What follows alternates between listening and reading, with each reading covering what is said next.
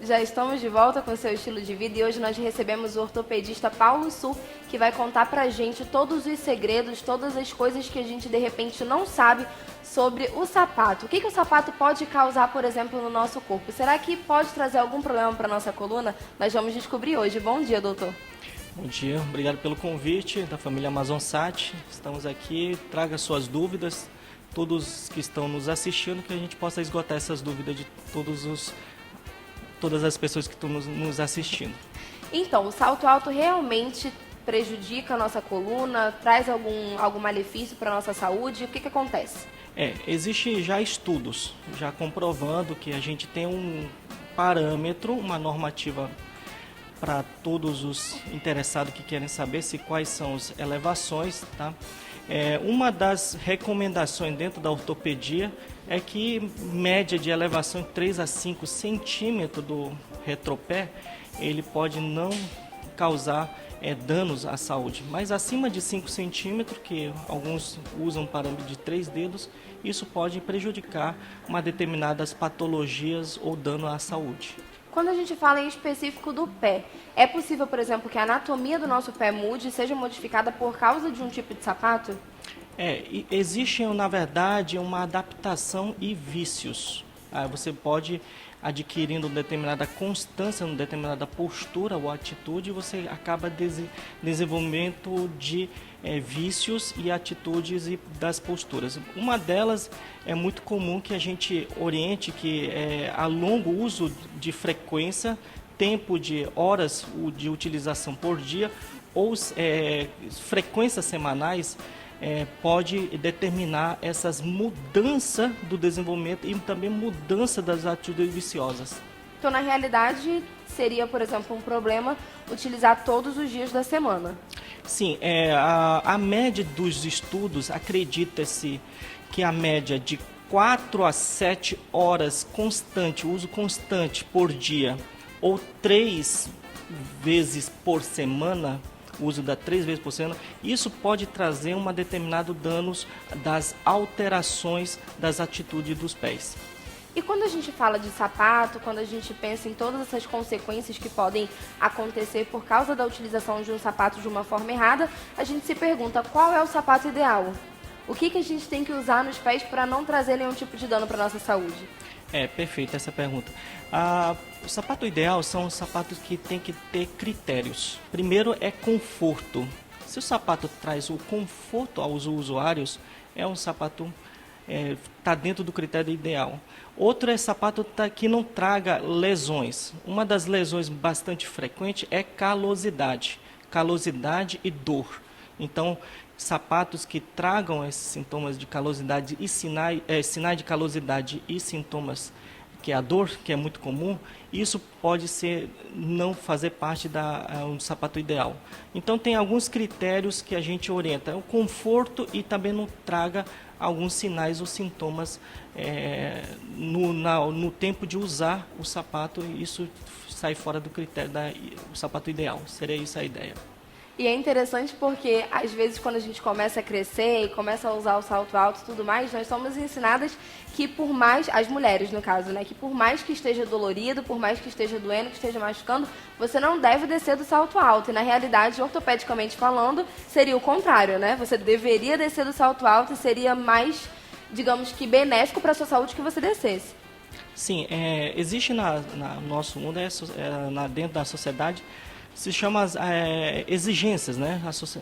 Exigências, muitos que utilizam salto alto por exigência tanto social, também como estética, né? Às vezes é um estilo da utilização, hábito dentro das mulheres, mas nós médicos ortopedistas, nós recomendamos que tenha um bom senso na utilização desse acessório, que é um acessório bastante utilizado dentro do mundo feminino. Então, qual é a nossa orientação para ter um bom senso? É que esse calçado possa ser alternado com outros tipos de calçado, que você possa ter esse hábito de alternância. Essa é a nossa orientação.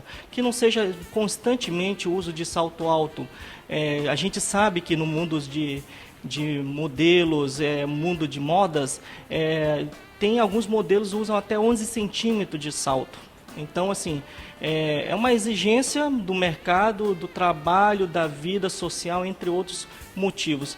Mas nós recomendamos que as mulheres tenham bom senso durante a sua utilização, que possa ter um alternativo, outros tipos de calçado, que a nossa recomendação era 3 a 5 centímetros, isso não causa, você pode usar diariamente ou tempo suficiente, não prejudicando a saúde. O Arlen da Alvorada já começou a participar aqui do nosso programa e ele quer saber o seguinte: o sapato inadequado pode causar esporão calcâneo, é assim que você fala? Sim, esporão calcâneo. Isso. Tem cura, faço corrida e o meu calcanhar está dolorido.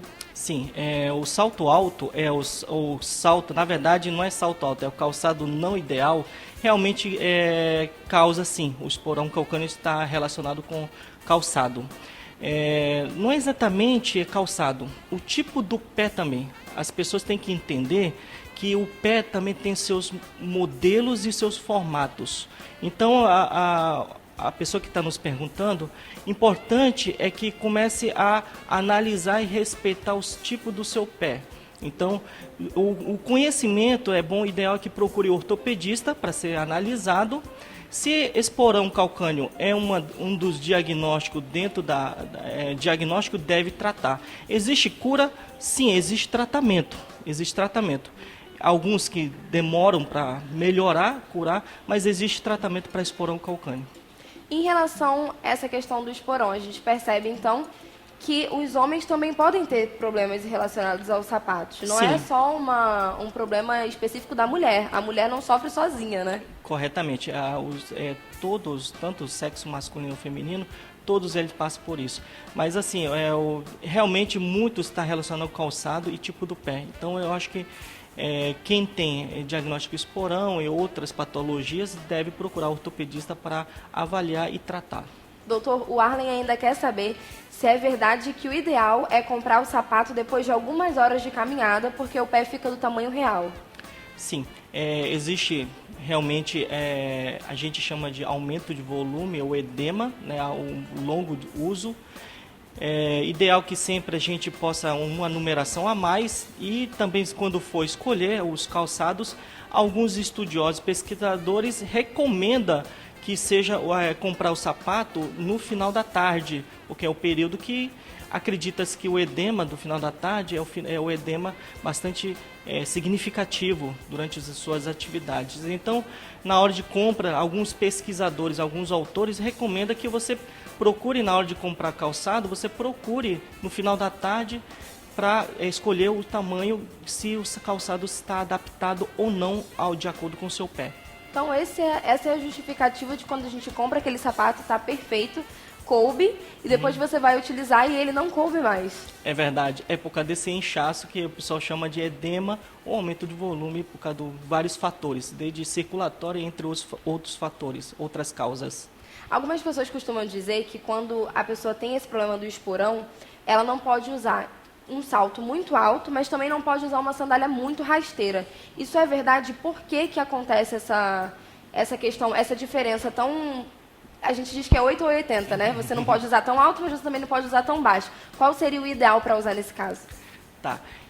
Dentro do esporão, dentro da ortopedia, nós temos classificação. A gente tem que classificar que tipo de esporão. Esporão não tem só um tipo, tem vários tipos. Então, todos nós recomendamos que você procure o ortopedista para ver que tipo de esporão que você tem, para poder tratá-los.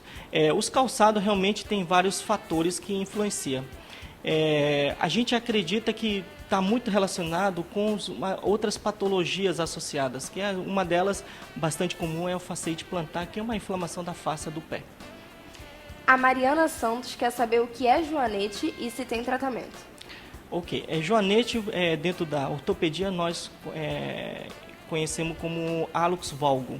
A joanete é desvio lateral do dedão do pé, que é o primeiro dedão, desvio lateral, que é causado por várias patologias, causas extrínsecas, uma delas é o calçado, e causa intrínseca, que é causa das doenças anatômicas. Quais são os maiores problemas que chegam no consultório relacionados aos calçados femininos? Na minha prática, dia a dia, o mais comum a gente encontra bastante é metatarsalgia, que a metatarsalgia seria a dor no antepé. Antepé seria na ponta dos pés.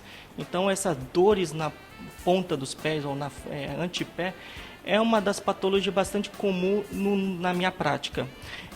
Outro fatores bastante comum é joanete, hálux valgus, e também dor no joelho, dor nas costas, entre outras patologias também bastante frequente. Mas o mais frequente de todos é a metatarsalgia. Esse joanete pode ser desenvolvido ou a pessoa já nasce hereditariamente com isso? Perfeito. Maior parte dos joanetes são por desenvolvimento. Maior parte deles. Difícil, tem algumas causas patológicas, como eu falei, todos nós temos tipo do pé, isso é muito importante, a pessoa entender o tipo do pé que você tem, mas a causa comum do hálux valgus é mais causas, a gente chama de causa extrínseca, que é o desenvolvimento mesmo. Em relação aos homens, quais são os maiores problemas que o senhor recebe no consultório relacionado ao calçado masculino? Calçado masculino é calosidade, muito comum a queixa de calosidade.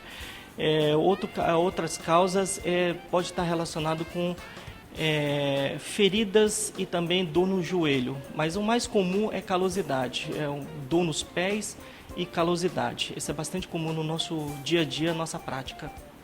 Doutor, quando a gente compra um sapato, e aí ele não cabe, chega em casa você descobre que alguma coisa aconteceu, seu pé desinchou e o sapato não cabe mais, ou então ele é muito desconfortável, a gente compra uma palmilha que é de silicone, coloca nesse sapato e utiliza normalmente. Essa palmilha pode ser prejudicial ou é uma boa tática que a gente pode continuar usando? Perfeito, essa dúvida é muito comum no nosso consultório. É interessante a gente comentar sobre palmilhas porque todas as pessoas que estão nos assistindo têm que entender que palmilha tem vários tipos de palmilhas. Existem vários tipos de material, consistência, densidade, existe para o tratamento, existe para alívios, então paliativos, então tem vários tipos de palmilhas. O que nós recomendamos? Nós recomendamos que você sempre procure ortopedista, médico ortopedista, da SBOT, da Sociedade Brasileira de Ortopedia e Traumatologia, consultar qual seria a palmilha adequada para determinadas situações. Isso vai ajudar bastante que a pessoa saia sem prejudicar a saúde. Então, a palmilha também tem que ter os cuidados. Silicone tem seu espaço, sim. Palmilha de silicone tem seu espaço de tratamento, também de alívio e também paliativo. Então, eles têm seu espaço. Mas, assim, ideal, qual seria a melhor recomendação? Quem pode lhe dar essas informações? Seria procurar o médico ortopedista para tirar essas suas dúvidas. Então, sempre você tiver essa dúvida em relação à palmilha, procure o ortopedista que eles possam lhe ajudar a tirar essas dúvidas. A Luana, da Cidade Nova, diz o seguinte: bom dia, as crianças podem usar salto alto? Não, claro que como todo mundo já me conhece, eu faço parte da Sociedade Brasileira de Ortopedia Pediátrica, a minha atualização é dentro da especialidade de ortopedia pediátrica. Dentro da ortopedia pediátrica, a gente recomenda que as crianças não tenham uso precoce desse tipo de calçado.